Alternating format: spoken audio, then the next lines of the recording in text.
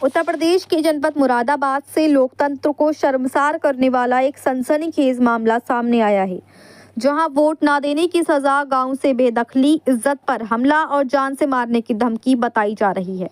ये मामला है थाना भोजपुर क्षेत्र का, जहां दबंगों ने कानून, प्रशासन और लोकतंत्र तीनों को खुली चुनौती दे दी है।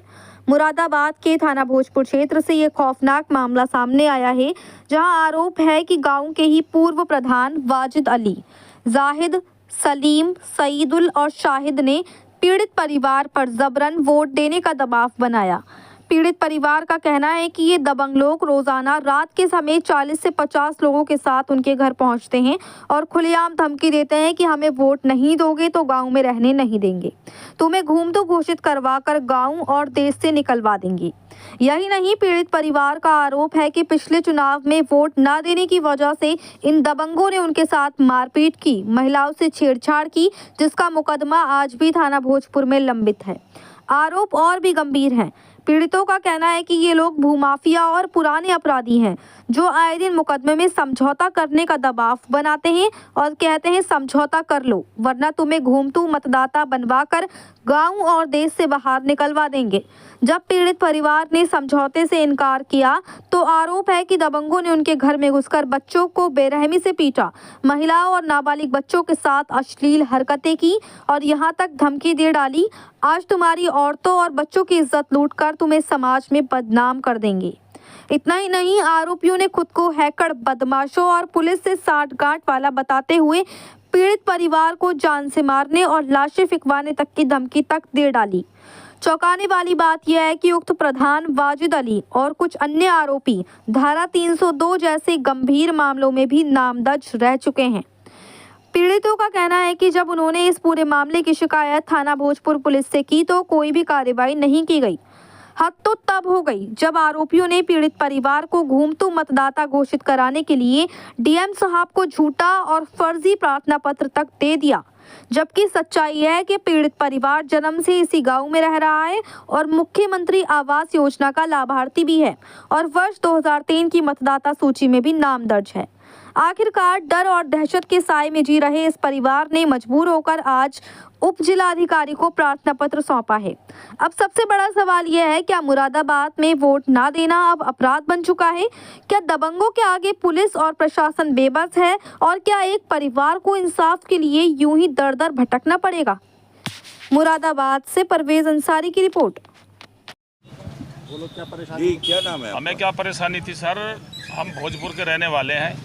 सन 47, मेरा नाम इस्लाम अहमद है और हमारे सन 47 से पहले हमारे बाप दादा यहाँ पे आए थे। पहले हम कोई सन 47 से पहले रहने वाले हमारे अब्बा बताया करते थे, अब हमारे दादा से रहने वाले गुमथला के थाना इंदरी, जिला करनाल, हरियाणा, वहाँ के रहने वाले थे। तो जब ये इंडिया और पाकिस्तान का विभाजन हुआ तो सब लोग अपने अपने रिश्तेदारों में चले गए। हमारा चच्चा यहाँ पे सन 47 से पहले रहता था। लल्ला मियाँ का जो अब्बा था, मेदे मियाँ, जिम्मेदार थे भोजपुर के, उनके यहाँ पे नौकरी करता था वो, तो वो यहाँ रहता था। हम भी इधर आ गए। तो जब से हम इधर ही हैं और कुछ हमारे जो परिवार है, अभी 2013 में ज़मीन महंगी थी तो वहाँ पे नवाब अली प्रधान के वहाँ प्लॉटिंग थी, वो उन्होंने दी किस्तों में ज़मीन, और किस्तों में ज़मीन दे के जिनके हल्के हल्के पैसे लिए और 2013 से वोट उधर ही डालना है। और जो पूर्व प्रधान वाजिद है वो इनको मारपीट कर करके जी परेशान करता है और ये कहता है कि या तो मुझे वोट दो, नहीं तो तुम्हें गांव में रहने नहीं दूंगा, चाहे मुझे कुछ भी जतन करना पड़े। अभी पीछे उसने ये करा कि इसने हमारे परिवार को रोहिंग्या बता दिया और बांग्लादेशी, कि जी ये बांग्लादेश से आए हुए, इनकी जांच करी जाए। कल हम डीएम साहब के वहाँ पेश हुए, एसडीएम साहब को ना डीएम साहब को हमने बताया कि जी हम यहाँ के रहने वाले, सन 47 से पहले हमारी 3 पीढ़ियाँ ख़त्म हो चुकी हैं और जी इन पे जो कार्रवाई हो या हम रोहिंग्या हो तो वो वाजिद प्रधान साबित करे, नहीं तो फिर मानहानि के केस में अंदर जाए। क्या नाम है प्रधान का? उसका प्रधान का वाजिद अली। तो क्यों कर रहा है वो ऐसा? वो वोटों के चक्कर में सर, क्यों तुम्हें पता ही है राजनीति का मामला ऐसा ही है जी, किसी को जान से ही मरवाते हैं। हमें तो उनसे भी जान माल का भी खतरा है जी। हमारे पहले ही अभी 2013 में हमें घर पे मारा, हमारे बच्चों को, हमारी लड़कियों को, और थाना भोजपुर में मुकदमा भी हुआ है। दिखाना भैया FIR आगे ऐसी बताओ। हाँ, और थाना भोजपुर में उनका मुकदमा भी दायर है जी, उन पे धारा भी लगी हुई है।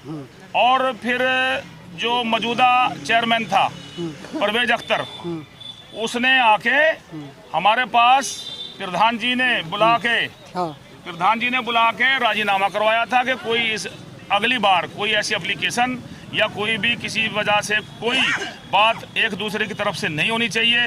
अब फिर जी उन्होंने यही कर दिया काम कि जी ये तो रोहिंग्या है, ये है जी, वोटों के चक्कर में हमारे मुंह पे कालक लगा रही है और अपने मुंह को साफ कर रही है। अच्छा, आपने ये बताया कि 1947 से पहले आपका परिवार रह रहा था, आप वर्षों से यहाँ पर रह रहे हैं, आपके पास इसके प्रमाण हैं?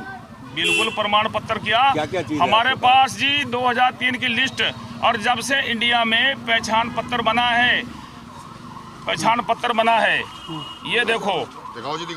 ये 1995 का पहचान पत्र मेरी घरवाली का, और ये मेरा है।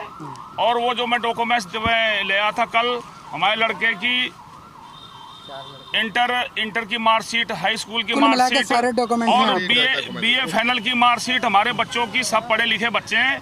हम अच्छे खासे बिरादरी से हम बंजारे लोग हैं जी, हम बंजारे लोग हैं, और जी हमें परेशान करते हैं बाजिद प्रधान वोटों के चक्कर में हमारे परिवार को। आप कल डीएम साहब से मिले थे? हम डीएम साहब से मिले, हमने बताया कि जी हम पहले अच्छा ये कहते हैं कि भाई ये तो अलग भाषा बोलते हैं।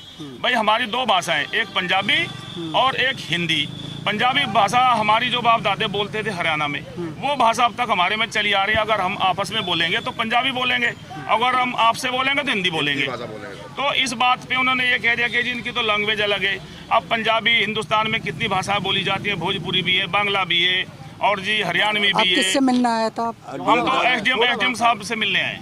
ठीक, एसपी सिटी से भी मिले सर। और अभी थोड़ी देर पहले हम एसएसपी के पास भी हम अपनी शिकायत दर्ज करा के आए। और ये जो प्रधान ने हमारी जान को आफत डाल रखी है जी, वोटों के चक्कर में हमारे परिवार को मारता है, प्रताड़ित करता है, कि ये कहता है कि चलते फिर तो कोई मारूंगा। और घरों पे भी जी धरना दे के 3-3, 4-4, 20-20 लड़कों को ला के जी दबंगी करता है वो। क्या चाहते हो आप? हम ये चाहते हैं जी कि हमारी जान माल की सुरक्षा हो, और जी हमें प्रशासन से यही उम्मीद है कि हमें इंसाफ मिले। ठीक।